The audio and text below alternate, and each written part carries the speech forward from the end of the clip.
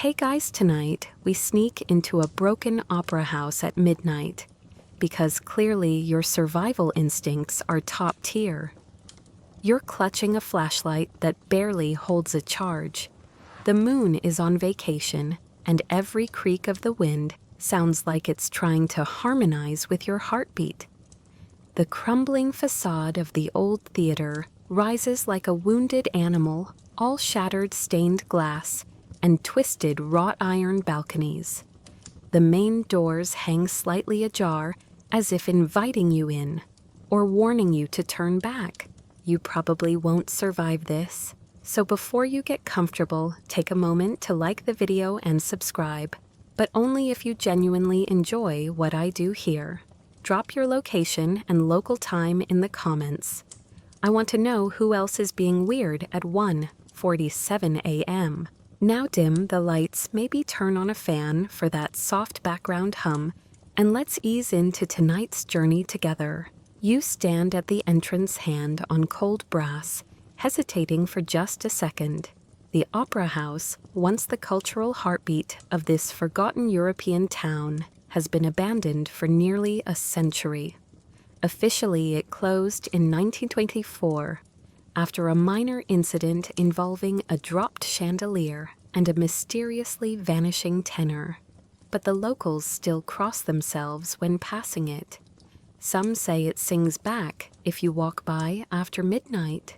You push the door open and the hinges groan like they haven't stretched in decades.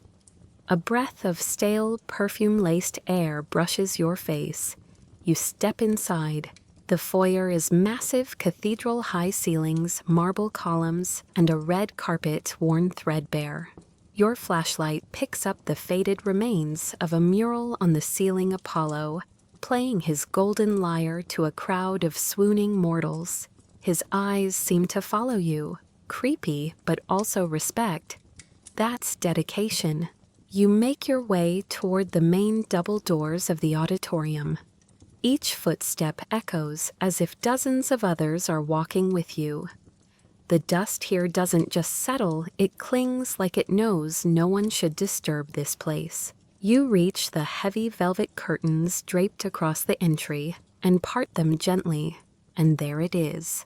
The grand hall. Even in decay, it's breathtaking. Red velvet seats fan out in a horseshoe, their fabric moth-eaten and faded to rust. The balconies above curve in graceful arcs, held aloft by marble statues that seem to wince under their burden. And the chandelier, or what's left of it, hangs lopsided, hundreds of tiny crystal teeth, gleaming like they're ready to bite. The ceiling is a cracked masterpiece, a baroque mural of muses and masks, flaking in patches like ancient skin. You pause, letting the hush settle. Except, it's not quite silent, is it? You hear something, a hum maybe. A breath, a single note, that vibrates somewhere deep beneath your sternum, like the first string of a violin being tuned too tightly. You spin toward the stage. It's dark, but you swear the curtain moved. Nothing drastic, just a gentle sway. Of course, you tell yourself, old buildings have drafts. They creak and shift. The entire roof might collapse if a pigeon sneezes wrong. Still you feel it, that thrum of presence, of expectation. There's a legend that floats around town, something about a masked figure seen walking the aisles at midnight, always pausing in the front row seat D7. And if you catch a glimpse of him, he disappears the moment the curtain rises. You shine your flashlight down the rows. D7 looks ordinary. But as you watch, something glints beside it. You walk down the aisle slowly, each step pressing into the plush carpet, like sinking into memory. When you reach the seat, you find a glove, a pristine white opera glove. Definitely not century-old fabric. This looks fresh, like someone just set it down, like someone might come back for it. You pick it up, still warm. You drop it immediately. Your flashlight flickers, one long blink, two shorter ones, then back to normal. Totally fine. Probably just batteries or your impending doom. You glance toward the stage again. The curtain twitches once more, and this time there's definitely a shape behind it. Still, motionless. You raise the flashlight beam, but it just bounces back shadow. And that hum, it's louder now, almost musical, almost operatic. Suddenly you remember a historical tidbit. In the late 1800s, opera houses were notorious fire hazards. Gaslighting, heavy drapes, and densely packed crowds made them architectural tinderboxes. This one, though, never burned, oddly enough. It simply emptied. Some say the patrons fled during a midnight performance in 1891 when an area stretched too long. So long, in fact, that the soprano never stopped singing.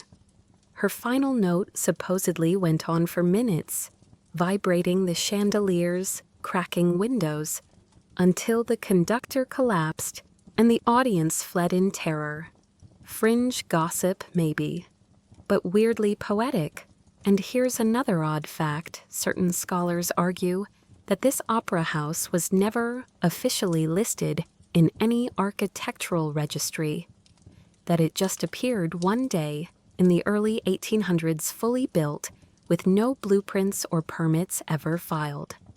Historians still argue whether it was a real venue or an elaborate stage built for a secret society of musicians who believed sound could open portals.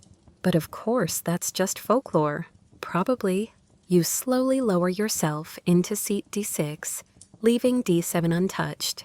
And wait. You don't know why you're waiting, but it feels right. As you sit, the stage curtain ripples gently again. Then silence, but it's charged silence.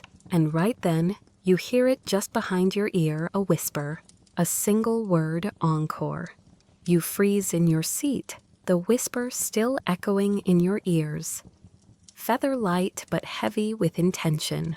Encore, it said. Not shouted, not pleaded, just announced, like a command from someone used to being obeyed. Your flashlight trembles slightly in your grip, either from your hand or from something else. The battery flickers again, once then twice, and stabilizes. You don't dare look behind you. Not yet. Instead, your eyes slowly return to the stage. The curtain is still. No shadows move. Nothing breathes, but the scent in the air has changed. It's not just old wood and forgotten velvet now. There's a tinge of something floral, like lilies left too long in stagnant water. You try not to breathe too deeply. You stand up and walk toward the stage, slowly, carefully, like the floor might crumble under your feet, or maybe like something might reach through it. A small part of you wonders why you're still going forward, but you know why. You're already in too deep, and part of you wants to know who whispered. At the edge of the stage, you reach out and touch the thick velvet curtain. It's stiff with dust and mildew, but still soft in places, like the decay hasn't won yet. You push it gently aside and step onto the wooden boards. They creak, of course, like every haunted floorboard in every old building does. But these creaks feel rhythmic, like the wood remembers a melody. You walk center stage facing the empty auditorium. If you squint, you can almost imagine it full people, dressed in their best 1890s finery monocles and all. A woman in the front row lifts her opera glasses. A man nods approvingly. Applause rises like a warm wave, and for just a moment you feel it. Then it vanishes. You turn around.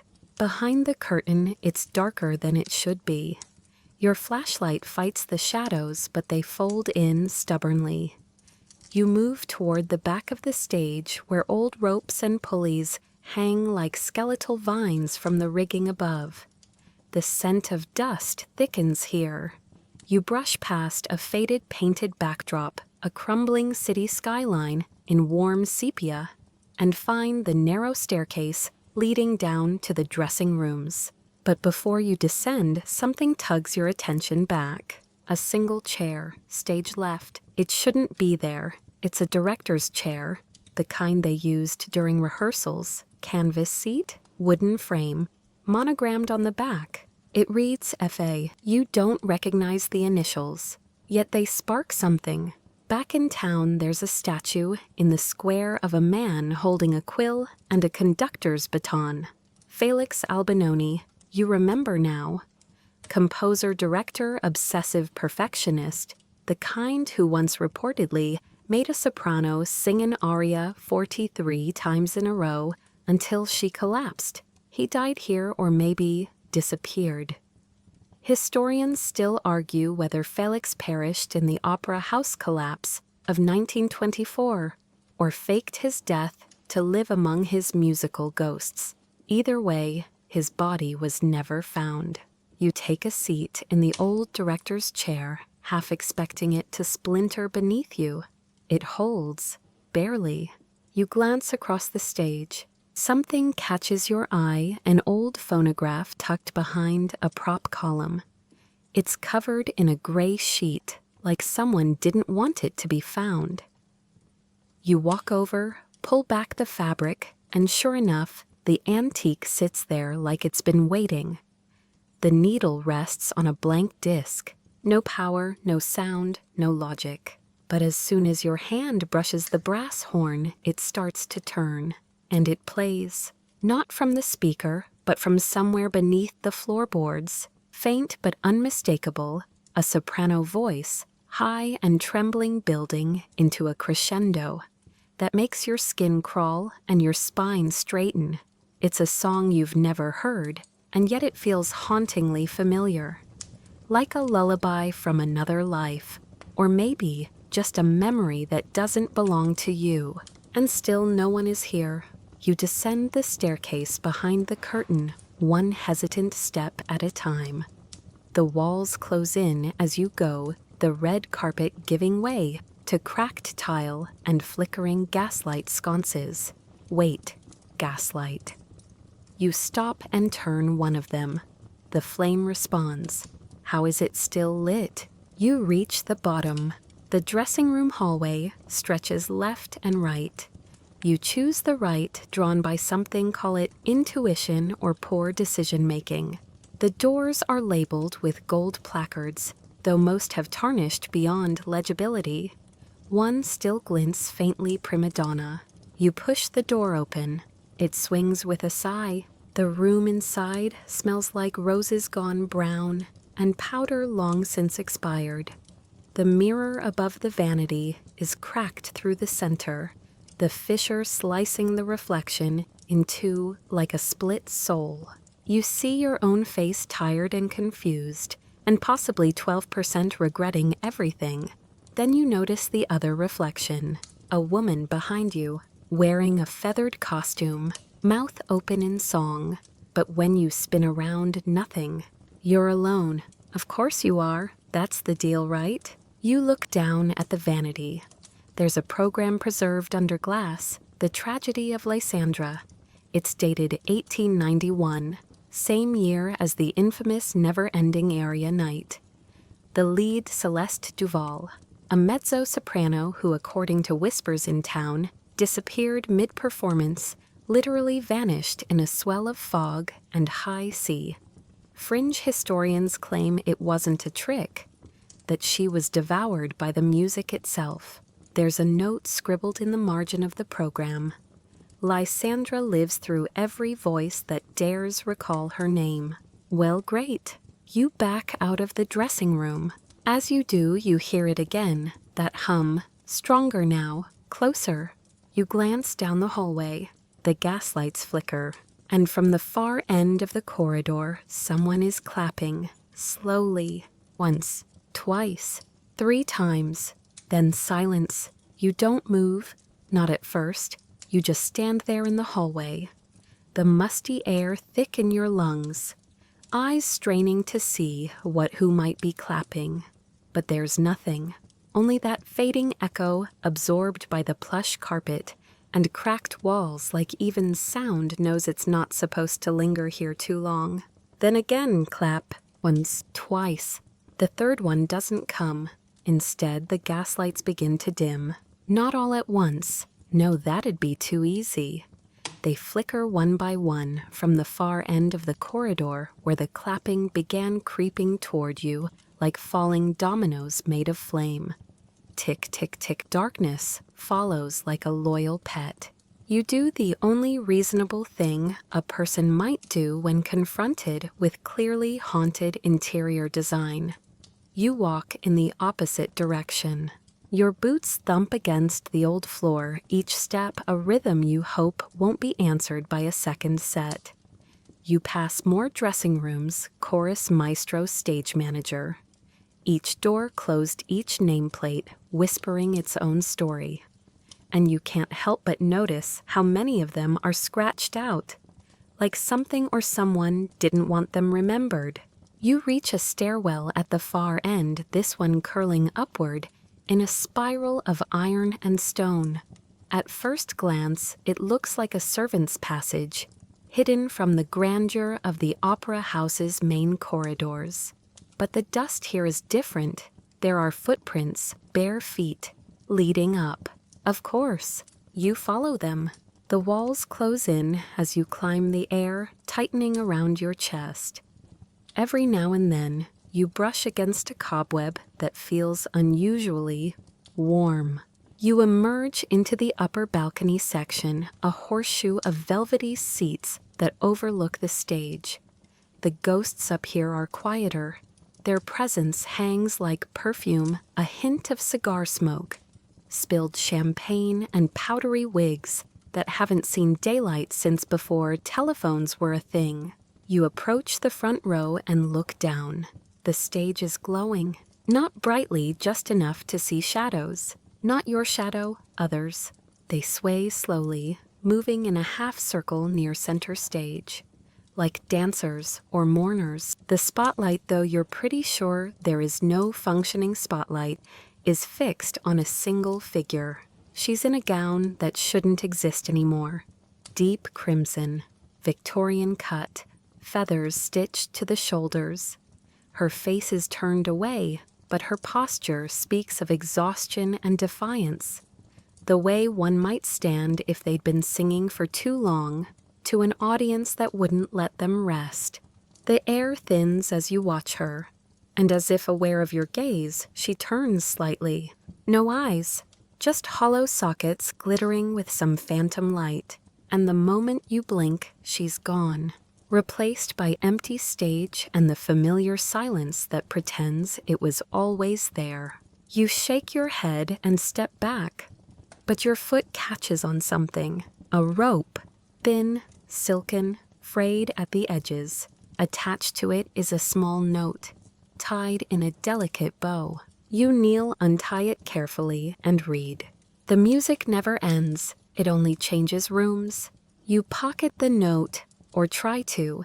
It vanishes before your fingers close. You descend back down into the theater, the velvet carpet muffling your steps.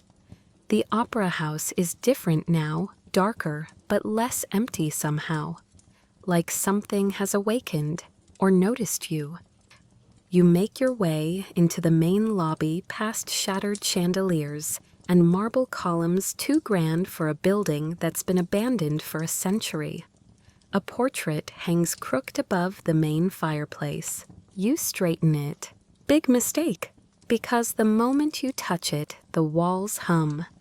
And the portrait, an oil painting of the opera house's original patron, one Alphonse de Miraut, shifts. His eyes glance sideways, not blinking, not moving in the typical haunted painting way, just acknowledging you. Alphonse was famously eccentric.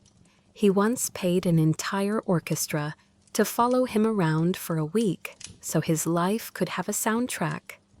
Historians still argue whether this was performance art or just delusion. His patronage funded the opera house's most lavish productions, including the infamous Phantom Duet, in which two rival sopranos performed on opposite sides of a rotating stage. That production ended in disaster, by the way. One fell, the other, didn't stop singing. You walk past the fireplace into the lounge where ghostly figures lounge in velvet chairs. At least that's what your mind suggests when the shadows shift too quickly. A broken piano sits in the corner. It shouldn't be able to play.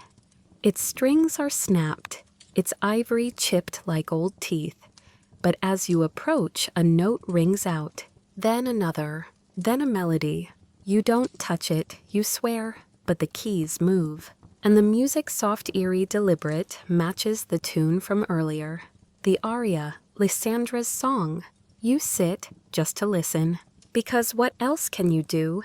But the song changes. It becomes less mournful, more urgent. It coils into your chest, squeezes your heart, like it's trying to wring out memories. You hear something behind the note's whispers. Not words, just shapes of breath. They say nothing, and yet you understand. You're not the audience. You're the cast now. A player in a production that hasn't ended.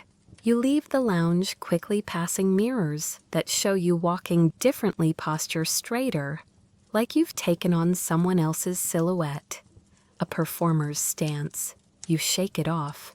You find yourself back in the main hall, where a grand staircase sweeps up toward the private boxes. You hesitate. The top is where the old manager's office is rumored to be, where most of the hauntings began according to legend. Some say the manager, a man named Etienne Gautier, locked himself inside after Celeste Duval's final performance, refused to eat, just listened to her final note on loop from a wax cylinder recording. When they finally broke in, weeks later, the office was empty. The wax had melted, and the cylinder kept spinning. You begin your climb. Halfway up, you hear music again. This time, it's coming from the chandelier. You glance up, and the crystal droplets begin to vibrate, each one. A tiny bell struck by an invisible rhythm. It's beautiful, and also wildly inconvenient, because it distracts you long enough to almost miss the figure at the top of the stairs, waiting, head bowed, hands clasped like a prayer, and of course, no feet touching the floor. You freeze. Because, hovering figures on stair landings rarely turn out to be tour guides. This one doesn't look threatening, just still, pale, dressed in a century-old usher's uniform, the kind with gold trim and stiff shoulders. His gloves are spotless, his hat is tilted just so. A classic opera house usher, the kind that would once have led dignitaries to their velvet seats and whispered, "No flash photography," before flash photography existed. He doesn't speak, but he gestures, slowly, a gloved hand rising like a metronome. And you, because apparently you've accepted the rules of ghost etiquette, by now follow. The stairs creak beneath you, which feels kind of rude, given your ghost host isn't even bothering to pretend he uses stairs. The air at the top feels thin again, but not dusty, more like the crisp chill of somewhere preserved, like an attic or a memory. He leads you through a narrow corridor lined with mirrors that don't reflect the hallway. No, seriously, each mirror shows a different version of this place. Some crumbling and empty, some filled with golden light, and chattering crowds dressed in finery, some overgrown with ivy and blooming vines that couldn't possibly exist indoors. One mirror shows a flood, another fire. A third shows the hallway you're in, but without you in it. Historians still argue whether the upper levels of La Théâtre Nocturne, yes, that's the opera house's name, were ever structurally sound. Some records suggest this whole floor was condemned before it even opened, due to an unexplained collapse during a dress rehearsal in 1883. Others say it never existed at all, that the upper floor was just a story to impress patrons or confuse the competition. But the physical evidence, well, here you are walking on it. The usher stops at a wooden door brass handle, dulled by time and touch. He gives you one final look, neutral but weighted. Then he drifts back down the hallway without a sound. You're alone again. And of course, you open the door. The manager's office is a museum of grief. Stacks of sheet music carpet the floor. Some pages have been clawed, others burned at the corners. A phonograph sits on the desk, its horn twisted like a frozen scream. Shelves groan with programs from forgotten performances, with yellowed reviews in languages you don't recognize. At the far end of the room, a giant window overlooks the stage. You didn't even realize the layout allowed for this view. It's like the office was suspended in the fabric of the building itself, hovering unseen. Which, let's be honest, would track. The window pane is cracked, but intact. You can just make out the outline of the grand chandelier above the stage. It isn't swaying, but it feels like it should be. On the desk is a red leather journal, no lock. You open it. It belonged to Etienne Gautier, of course. His handwriting loops in tight, anxious spirals. Page after page details rehearsals, diva spats, costume delays, fire safety violations, standard opera house drama. But then it shifts. Mentions of a voice no one could find, a song that played from nowhere, a woman in red spotted in seats reserved for the deceased, and always the same phrase recurring underlined, circled, scratched into margins. Midnight belongs to her. You flip further. The final entry isn't in Etienne's hand. It's jagged, rushed. Just 5 words. I heard her singing again. You close the journal. It's quiet now, except for the faintest hum of strings somewhere behind you. No source. You check anyway. The room's empty, still, but you feel watched, like the dust itself is holding its breath. You decide it's time to leave the office. As you pull the door open, something tumbles out of the wall to your right, a slip of silk fabric snagged on an exposed nail. You pick it up. It's part of a masquerade, half mask cracked down the center, like someone tried to pull it off too fast or too late. You descend the stairs again, slower this time. The usher is nowhere to be seen, but someone else is. In the rotunda below, a group of silhouettes stand in stillness. Not quite solid, not quite transparent. They're dressed for a gala tailcoats, ball gowns, elaborate masks. No one moves. But as you step down, each head tilts slightly, as if noticing your presence. Not hostile, not friendly, just aware. You slip through them like a breeze through a room that hasn't been opened in years. One turns as you pass a woman in the silver mask, shaped like a fox. She leans close and whispers something you can't understand. Then she's gone. Not vanished, just turned away. Attention back to the center of the rotunda, where a faded music stand sits abandoned. It's made of brass, the kind that looks like it used to gleam. A single sheet of music rests on it. Handwritten, no title, just notes. You recognize the pattern, now fragments of the area you've been hearing all night. You pick up the ticket. It's warm, which you know shouldn't be possible, because tickets are paper. And this one looks like it was printed when corsets were still considered daily wear. But the warmth pulses faintly, like it's holding onto something. Heat from a hand that last touched it 100 years ago maybe. Or maybe your own from a future moment you haven't lived yet. Time is bendy like that in places like this. You look up, and of course the rotunda has changed. Gone are the dust and shadows. The floor gleams with polished marble. Candles flicker in ornate sconces, their flames unnervingly still despite the heavy velvet drapes billowing with an invisible wind. Somewhere violins are tuning. the chandeliers above glow with the full golden confidence of an opening night crowd. And standing before you where the ticket stand should be is a man in a plum waistcoat and a powdered wig. He extends a gloved hand. You give him the ticket. He bows low, just slightly, too low, too slow, and gestures toward the grand staircase. You climb, not alone this time.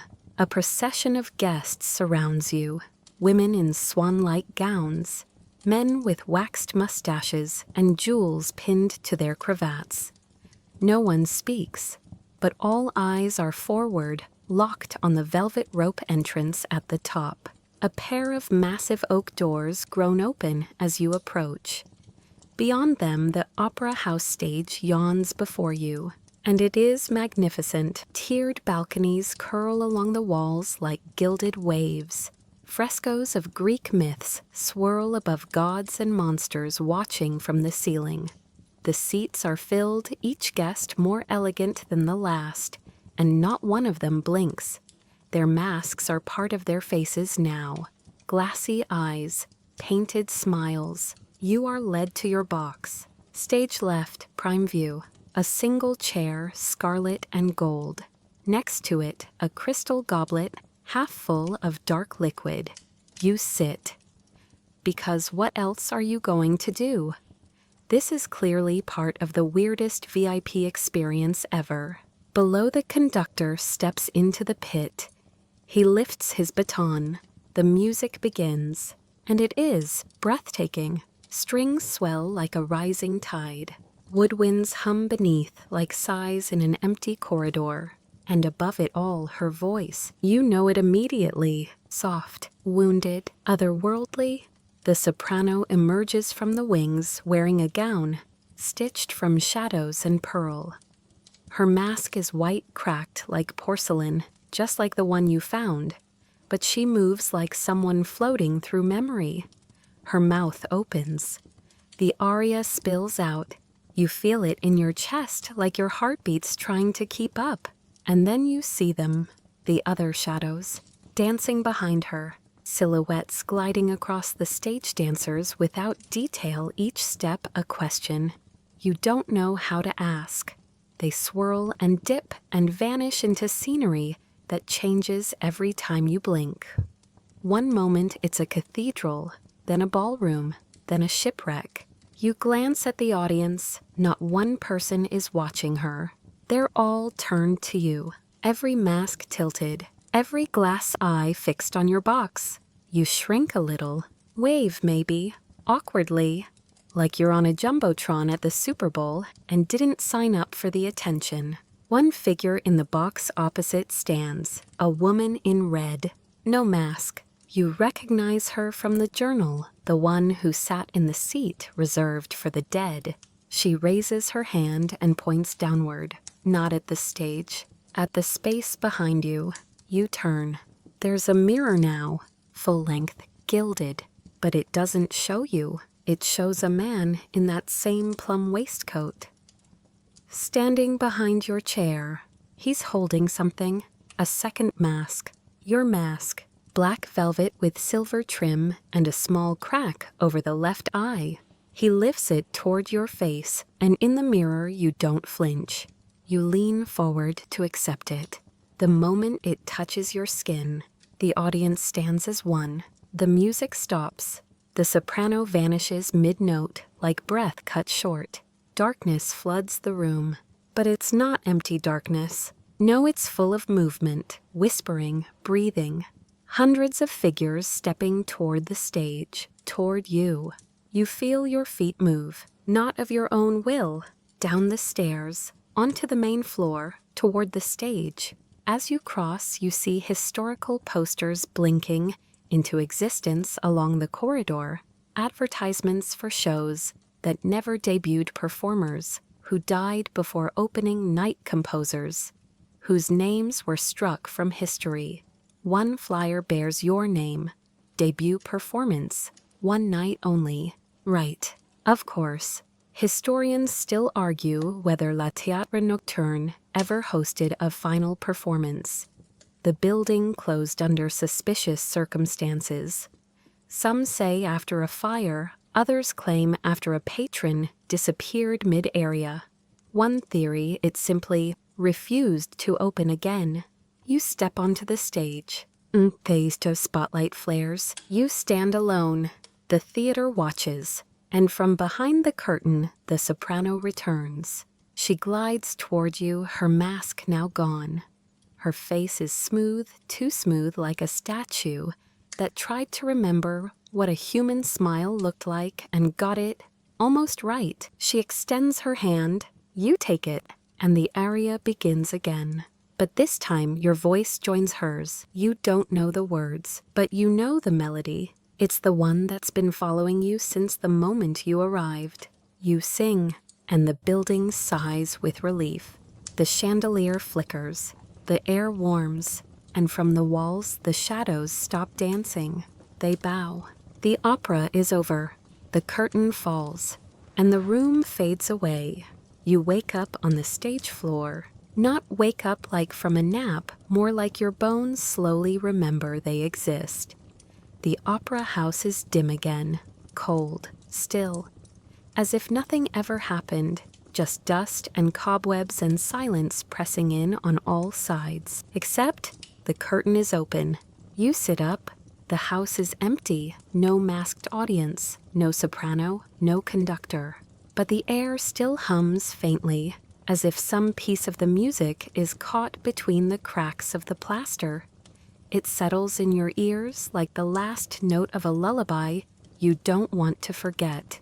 You step down from the stage feet, echoing softly across the floorboards. There's no sign of the plum-coated usher or the mirror or the woman in red. But near the front row, something catches your eye. A small leather-bound book left on a seat. You open it. Not blank, a journal. Written in tight spidery script, pages filled with entries from performers, stagehands, even guests. All of them describing the same thing, the dream. It's what they called it, an opera that happens only once. Always in a different form. Always at night. Always involving someone who doesn't belong. You apparently. One entry mentions a violinist who vanished mid-concerto, only to reappear decades later on a wax cylinder recording dated 50 years before his birth. Another tells of a ballerina who performed every night for years before the building was even built. And here's where it gets extra twisty. One page is in your handwriting. Yeah, your actual handwriting. Dated 2 nights from now. It reads, "Don't stay for the encore." Cool, cool, cool. That's not unsettling at all. Historians still argue whether the opera house's original architect, a man named Lucian Belland, designed the place as an actual performance venue or something more esoteric. Some believe the entire structure was built using proportions based on sacred geometry and medieval acoustic theories, meant to tune a space for spiritual activity. Basically a paranormal symphony hall. You tuck the journal under your arm. It thrums softly. Another heartbeat that isn't yours. Time to get out right. You make your way back through the velvet-lined corridors. The halls stretch longer than you remember. Doors where there weren't any before.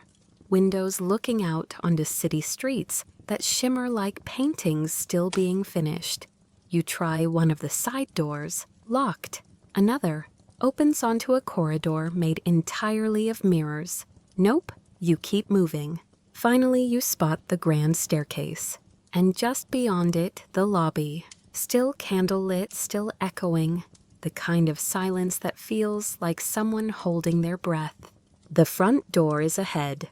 You're maybe 10 steps from it when you hear it. A creak. Above, you look up, and there he is.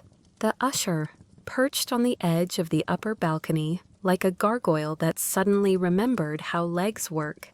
He's not smiling, but he's watching, and in his hands 2 masks, one red, one black. You blink. He's gone. You break into a jog. You push the doors open. Into snow. Wait, wasn't it autumn? Golden leaves and crisp wind and scarves and pumpkin spice and all that basic seasonal joy.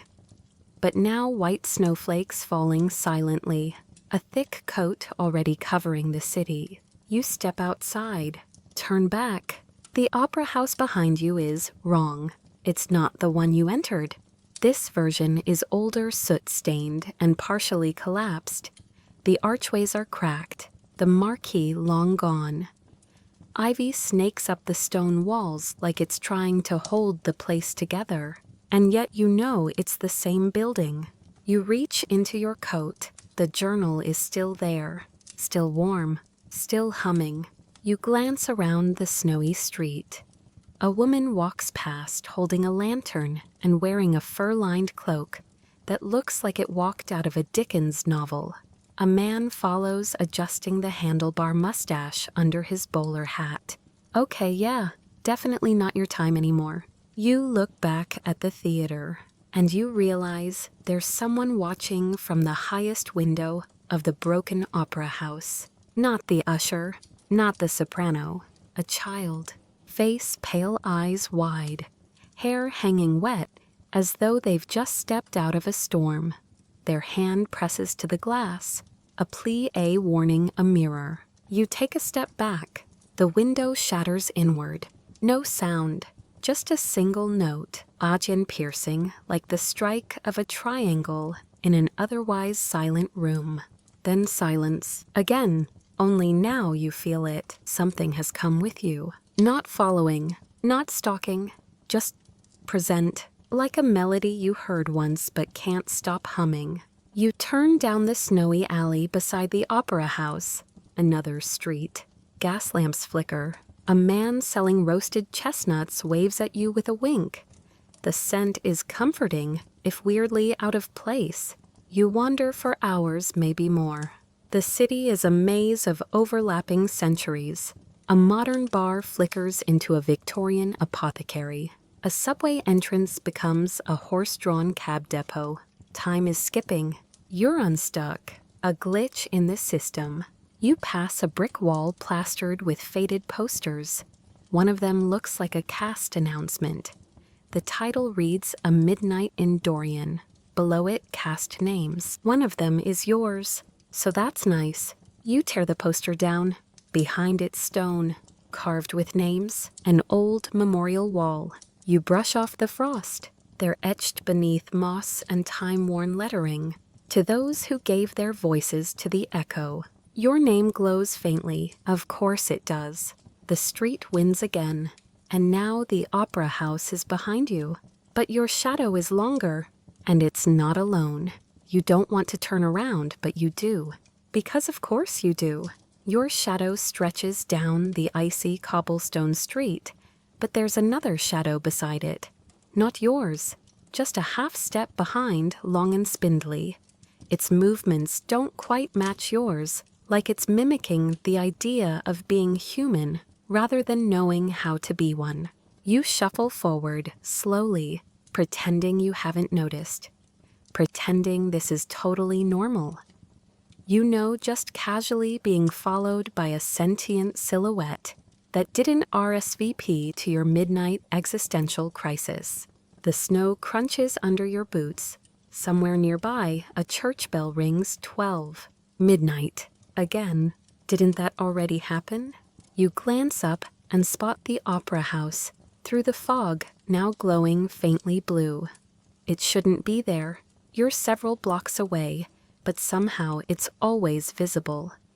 The building shifts positions when you're not looking, like it's trying to stay in your peripheral vision.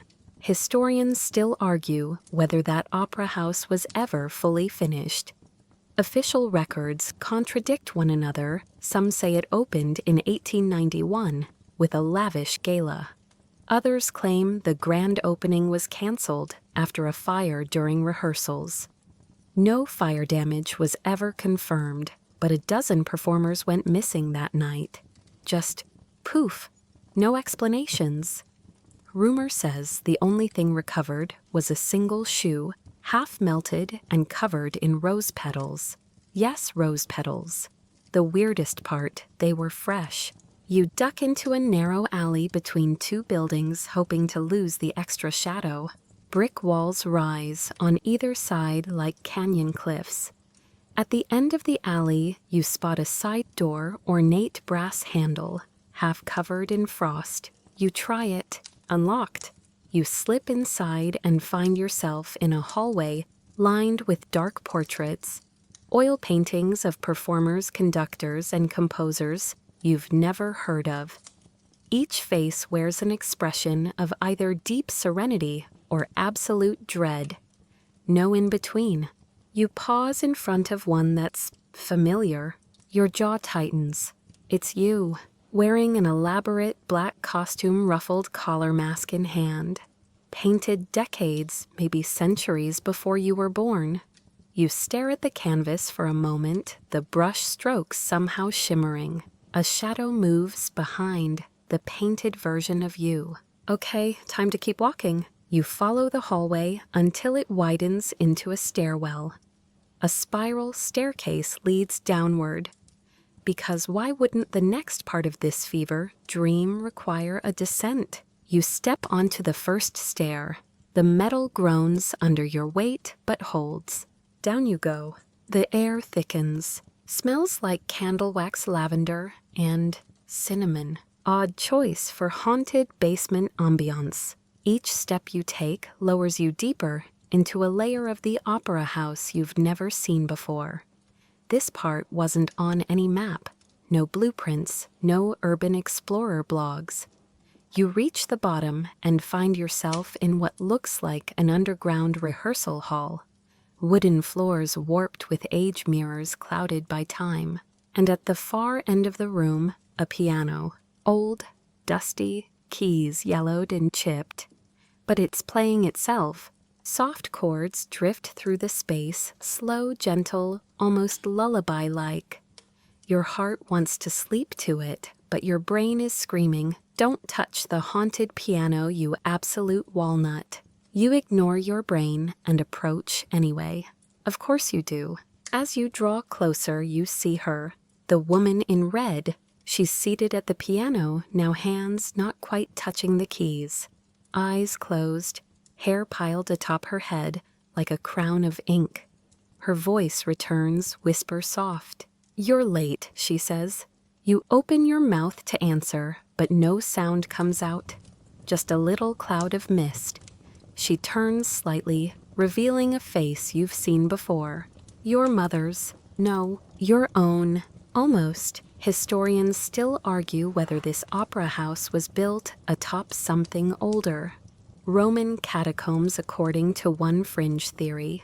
Or even druidic ritual grounds, if you believe the guy who claimed ghosts can't cross running water, but can follow you through the pipes of an organ.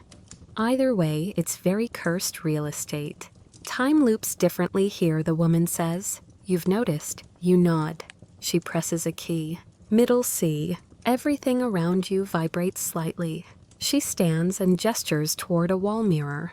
Go ahead, she says. See? The mirror ripples. You step forward, peering in. The reflection doesn't show the room. It shows the stage. Curtains drawn, audience empty. One spotlight on. You. But not you now. You then. Rehearsing, practicing, living.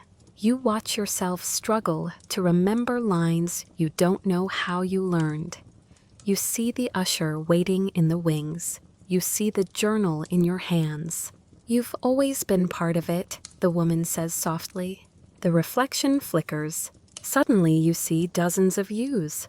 Different versions, overlapping, repeating scenes.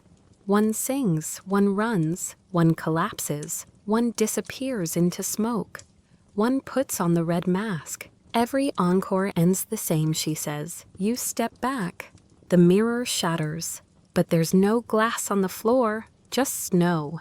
Inside, yeah, your lungs fog with cold again. The piano is gone. So is she. Just you now.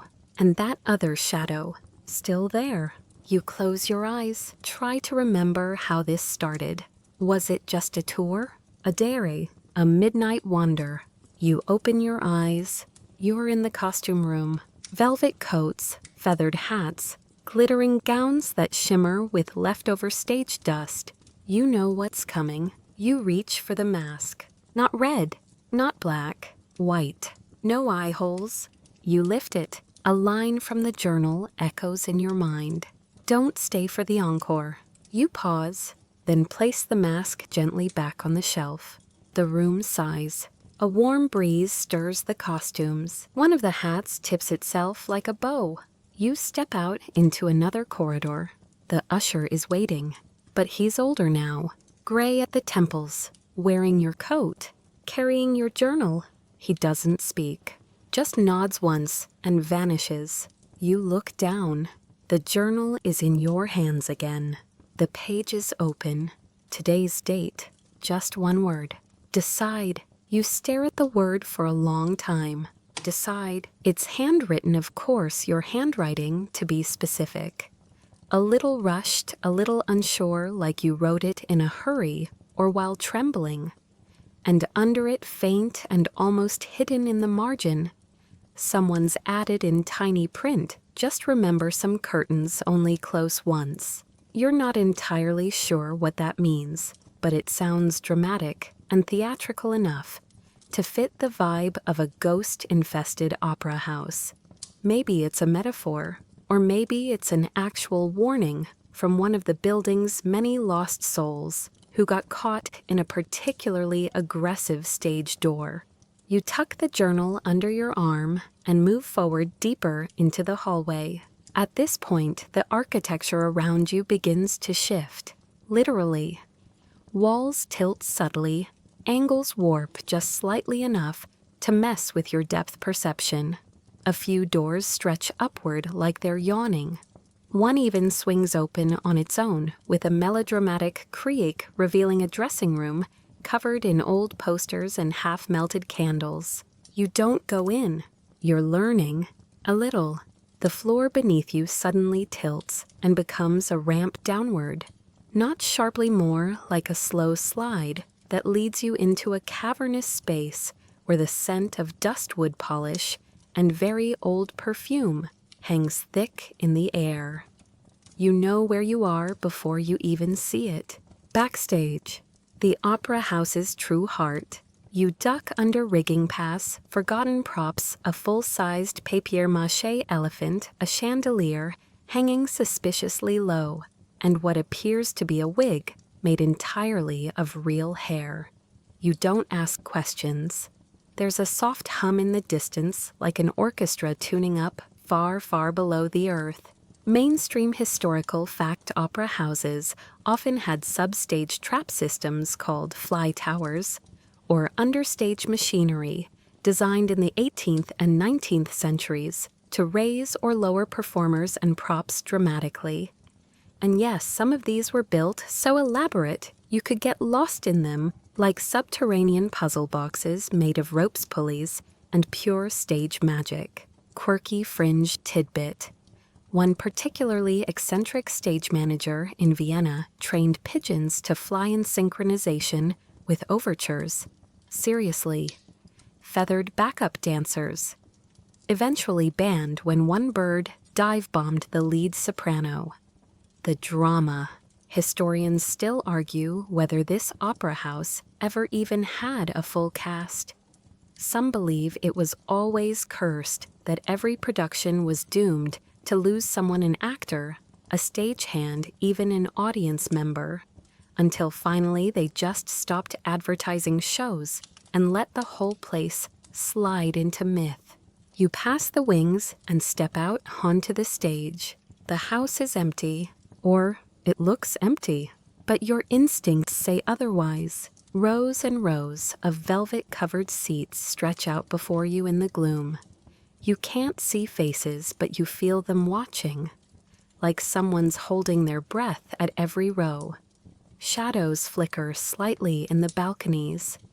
A cough echoes from the rafters. A spotlight clicks on overhead. You flinch. The beam lands right on you. You lift your hand, slowly shielding your eyes, and spot a small figure up in the lighting booth too far away to see clearly. Could be the usher, could be a new player, could be you from another time. The air thickens. The silence deepens. A whisper from the dark. Encore. You shake your head. Another whisper. Encore. This time dozens of voices join in. Encore. You take a cautious step back. The curtain behind you stirs. Someone grabs your shoulder. You spin around, nothing. No one. You look down. The stage beneath your feet is damp. You crouch, touch the boards, water. And then it hits you, you're standing above the substage lake. Yes, this place has an actual underground lake from a natural spring that flooded the foundation during construction. They left it because it couldn't be drained. Early builders called it the mirror below, believing it would reflect whatever truths the performers tried to hide. It doesn't just reflect, it listens. You step back again, and now the air behind the curtain begins to ripple, like heat rising off asphalt. Except it's cold. So cold your breath fogs in grate? Huffs, your fingertips start to tingle. Then the curtain parts. Out steps the conductor. He wears a tailcoat embroidered in silver. His eyes are solid white. In one hand he carries a baton, in the other your mask. White, no eye holes. He raises the baton slowly and the orchestra begins to play. But there's no one in the pit. Still the music swells, haunting and exquisite. A symphony of longing and loss, and something older than either. Strings cry like wind through pine trees. Brass groans like the turning of iron gears. Percussion like a heartbeat that isn't yours. And then the conductor points at you. You're late. You laugh nervously. I didn't realize I was on the schedule. He tilts his head. You always were. The shadows in the audience lean forward. The journal grows hot in your hand. You open it. There's more now, pages you don't remember writing. Scenes, lines, songs, notes written in margins like stage directions. From a version of you who knows the show by heart. You glance at the mask in the conductor's hand. He offers it. You don't take it. Instead, you flip to the final page in the journal. Blank. Then a single ink mark appears at the bottom, like someone invisible is writing. The audience only applauds endings. You step back toward the wings and the stage resists, literally. The floor sticks to your boots like soft glue. The spotlight tightens around you, refusing to let go. The music crescendos. You breathe in. Then you do something bold. You bow. Deep and theatrical. There is silence. Then polite clapping, faint scattered, like a small crowd trying to remember how it feels to be an audience. And then screams. No, laughter. Children laughing. The curtain falls. Not slowly, like a guillotine. Everything goes black. And then a new spotlight. This one flickering. You're standing in the attic. Just like that. Back where this began. Dust, cobwebs, the echo of your own breath. You glance around. Journal gone. Mask gone. The only thing left is a single scrap of paper pinned to the wooden beam. You step closer. On it scribbled in the familiar handwriting. Take the stairs this time. You blink once, twice, as if that might help the attic make more sense. But nope, it's still the same dusty attic where this whole descent or possibly dress rehearsal began. Moonlight still slants through the crooked window. The air still carries that dry wood scent tinged with old makeup. And somewhere below, a faint chord echoes. Just one note. You glance again at the paper. Take the stairs this time. Well, that's not ominous at all. You turn expecting to see the ladder or trapdoor, but instead there's a narrow staircase where the back wall should be spiraling down and glowing faintly as if lit from within by candlelight or bioluminescent ghosts with a good sense of interior design. Down you go, Each step creaks under your weight, and the walls are close barely wider than your shoulders. Dust coats everything like snow. At one point, your foot catches on something soft. You look down to see an abandoned point shoe, satin-frayed toe box cracked. You set it on the rail like a little tribute. You keep walking. The staircase unwinds through memories, literally. As you descend, flickers of scenes play out around you, like moments projected onto old wallpaper. You see performers brushing past each other in silken costumes, stagehands, adjusting gaslights, a woman with a clipboard, arguing silently with a man in a feathered cape. A child dances across the stairwell in front of you, giggling, then vanishes into the wall. You descend deeper. Here's something fun. In early 19th century theaters, staircases were often built at odd angles to discourage fires from racing upward too quickly. The belief was that flames struggled with turns. Yes, fire prevention through mild architectural inconvenience. And sometimes in places like this, the staircases were hidden entirely accessible, only to certain performers or staff, especially the understudies. Because obviously they didn't deserve regular stairs, the deeper you go, the quieter it gets, and colder. Eventually you reach a landing. It's a tiny vestibule with arched double doors carved in the style of a Gothic cathedral, complete with cherubs that don't look quite right. One seems to be holding a conductor's baton. Another has 3 eyes. Cute. You hesitate for just a moment before pushing the doors open. And just like that, you're in the grand ballroom. It's not where you expected to end up. The ceiling arches high overhead, covered in elaborate murals of skies and stars' moons, and comets and something that looks suspiciously like a dragon curling behind a cloud. Chandeliers hang heavy and unmoving, their crystals shimmering faintly in the gloom. The floor is polished marble, though cracked in places with patterns that spiral inward toward a small circular stage at the center. There's no one here, and yet music plays again. This time it's soft, almost hesitant. A lone piano somewhere in the dark taps out a melody you recognize but can't name. It's like something from a childhood dream or a lullaby you heard once but forgot. You step onto the ballroom floor. Your footsteps echo. As you approach the stage, your shadow stretches unnaturally long behind you, twisting with each movement. You stop and turn, and it takes a half-second too long for the shadow to stop too. Very funny. You move on. At the center of the room stands a grand piano. Its lid is open.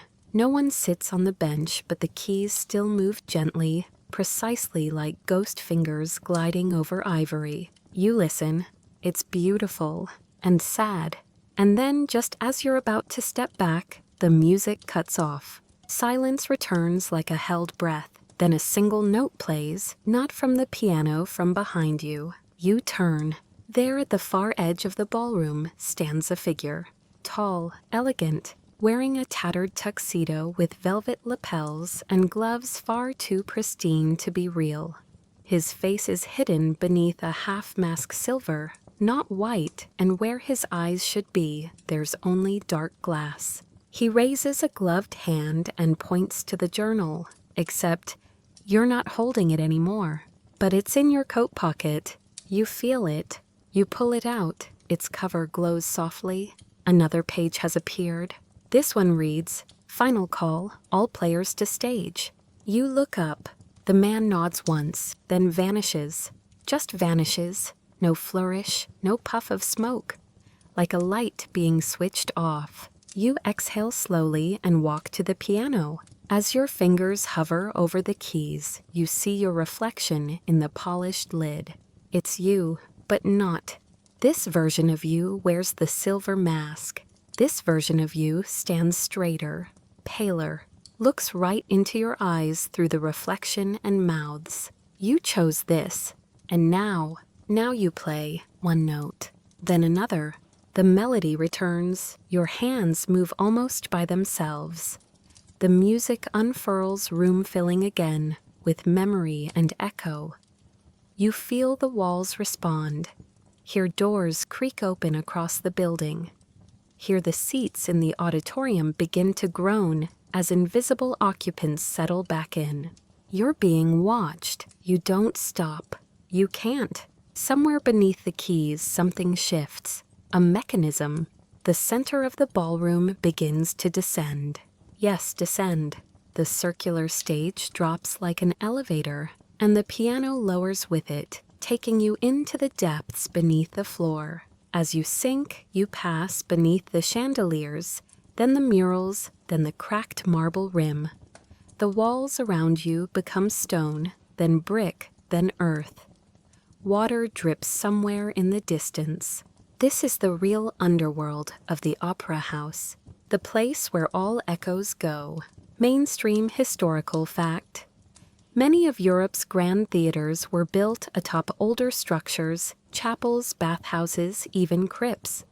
In fact, Paris's Opéra Garnier was famously constructed over a vast subterranean reservoir, which inspired a certain masked ghost story we won't mention by name, but you know the one.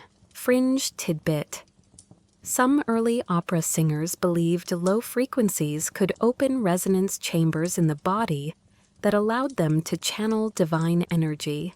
There were even bizarre vocal warm-ups involving humming into ceramic pots and ingesting wine-soaked fennel. You'd try it, admit it. Historians still argue whether these underground chambers served ritualistic purposes. Some say they were purely functional. Others believe composers would descend here to test the way their music echoed, seeking that perfect bone-shaking reverb. As the platform stops, you find yourself in a small circular room entirely stone.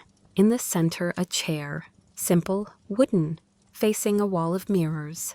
Behind it, the silver mask, just floating there, waiting. You exhale, you sit. The mirrors light up, not with reflections. No, they play memories, your memories, but from the wrong angles. You see yourself walking the halls of the opera house. You see yourself playing the piano.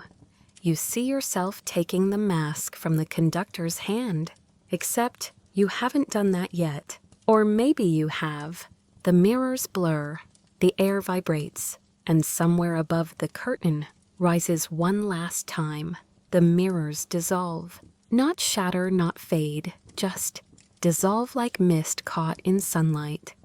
All that's left is stone, cold, damp, and echoing. You blink at the emptiness ahead, heart thudding softly beneath layers of dream and velvet. The mask still floats before you, its silver surface glinting faintly, catching what little light seeps in from above. You reach for it. It's lighter than it should be, warm even.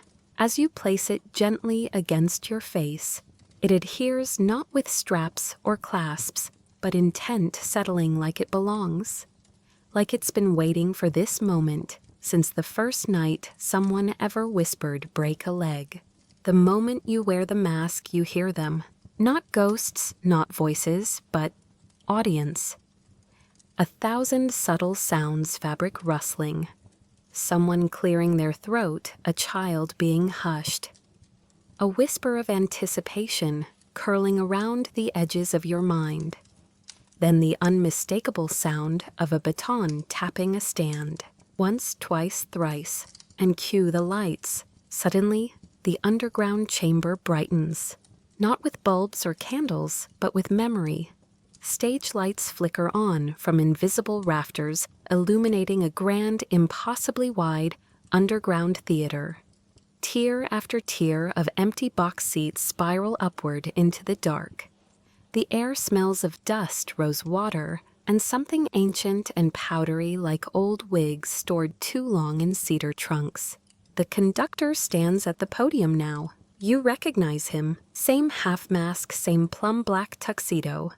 But now he turns bows slightly and gestures to a music stand beside the chair.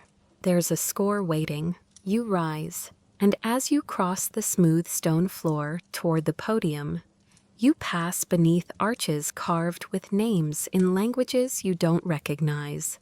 Some look Greco-Roman, others more modern. A few could be yours scrambled by time. You take your place. The baton floats from the conductor's fingers into yours. You raise it, and the orchestra appears. It doesn't enter, it is. Transparent players seated where empty chairs had been moments before. They raise ghostly instruments. Violins shimmer in midair. A harp glows like it's made of fireflies. Percussion thuds in the bones of the earth. You bring the baton down. Music begins. Not any score you've seen, this is something else. Something older. Melancholy, soaring, terrifyingly beautiful. A requiem for memory. An overture for the forgotten. And you are conducting it. You who followed the staircase. You who read the journal. You who saw the shadows dance. As the music rises, the theater shakes, not violently, just enough to suggest that it remembers. You look up. Above you, the surface world twinkles faintly. The chandeliers, the stage, the opera house, as it once was, ripple above like reflections on the surface of deep water. The ceiling becomes translucent, revealing a final audience seated above the living. But they can't see you. They're watching something else. A young person steps onto the stage, nervous, trembling, clutching a crumpled sheet of music. You recognize them too, because it's you.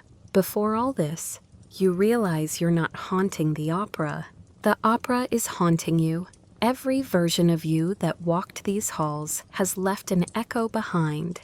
And tonight, under this mask, beneath this floor, you conduct their memories into coherence, into story, into something the walls can carry for another 100 years. Historical fact. In the late 19th century, there was an actual fire in the Vienna State Opera that destroyed much of the stage and interior. When it reopened, survivors claimed to hear voices during rehearsals, particularly when operas about death or fate were performed.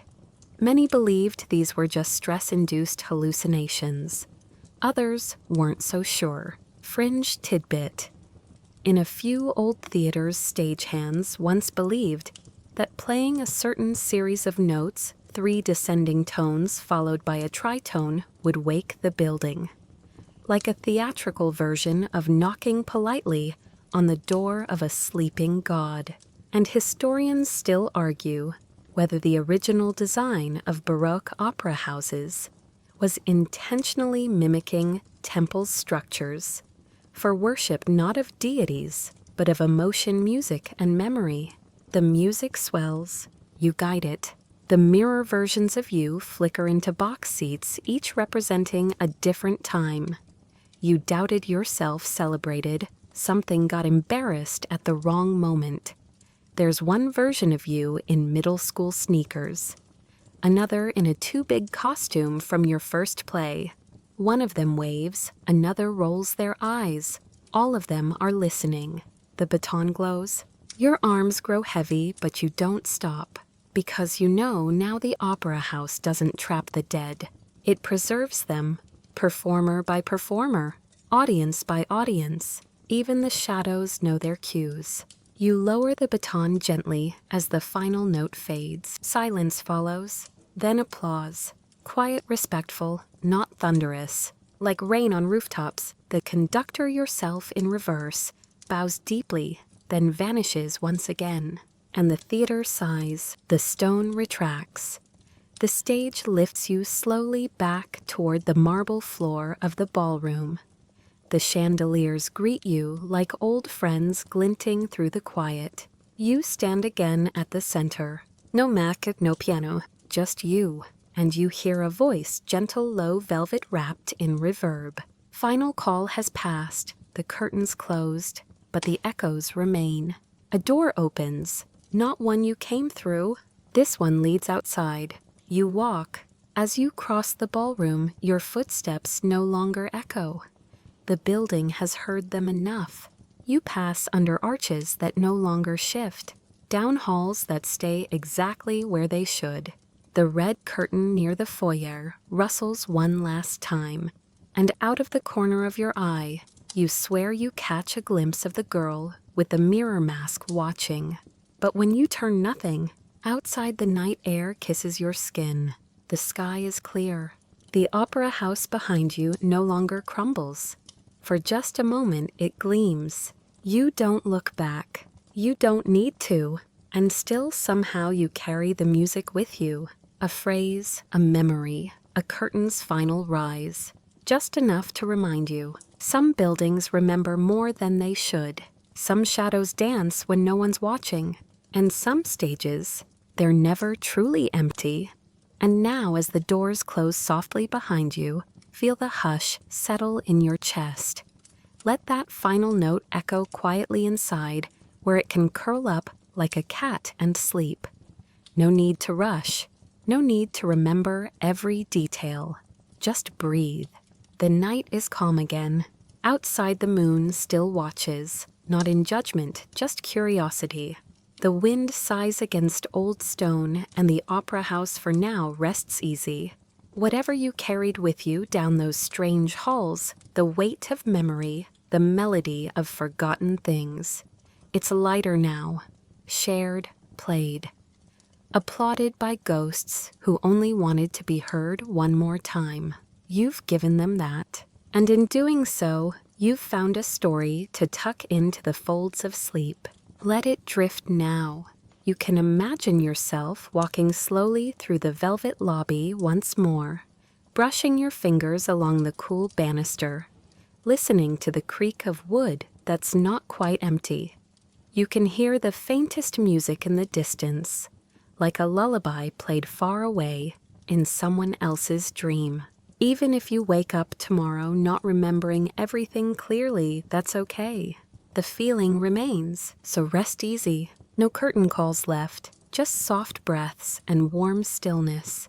And that final note still humming gently inside you. Sleep well, traveler of stories. End of script. Sweet dreams.